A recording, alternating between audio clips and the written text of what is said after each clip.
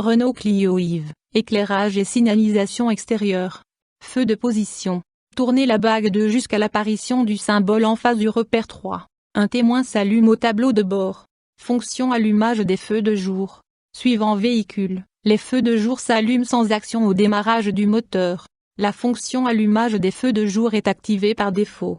Si vous souhaitez la désactiver, consultez la notice d'utilisation du système multimédia. Avant de prendre la route la nuit, vérifiez le bon fonctionnement de l'équipement électrique et réglez vos projecteurs, si vous n'êtes pas dans vos conditions de charge habituelles. De manière générale, veillez à ce que les feux ne soient pas occultés, saleté, boue, neige, objets transportés. Feu de croisement. Fonctionnement manuel. Tournez la bague 2 jusqu'à l'apparition du symbole en face du repère 3. Ce témoin s'allume au tableau de bord. Fonctionnement automatique suivant véhicule. Tournez la bague 2 jusqu'à l'apparition du symbole auto en face du repère 3. Moteur tournant, les feux de croisement s'allument ou s'éteignent automatiquement en fonction de la luminosité extérieure, sans action sur la manette 1. En cas de roulage à gauche avec un véhicule poste de conduite à gauche ou vice-versa, il est impératif de faire régler les feux, le temps du séjour, par un représentant de la marque. Feu de route, feu de croisement allumé, tirez la manette 1 vers vous. Ce témoin s'allume sur le tableau de bord. Pour revenir en position feu de croisement, tirez de nouveau la manette 1 vers vous. Extinction des feux. Il y a deux possibilités. Manuellement, amenez la bague 2 en position 0. Automatiquement, les feux s'éteignent après l'arrêt du moteur, à l'ouverture de la porte conducteur ou au verrouillage du véhicule.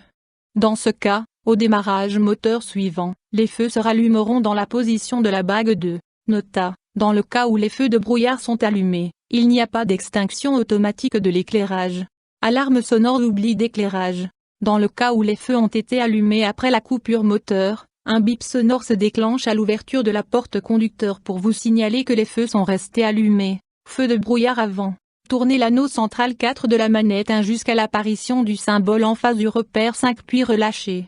Le fonctionnement dépend de la position sélectionnée en éclairages extérieurs et un témoin s'allume alors au tableau de bord. Feu de brouillard arrière. Tournez l'anneau central 4 de la manette jusqu'à l'apparition du symbole en face du repère 5, puis relâchez.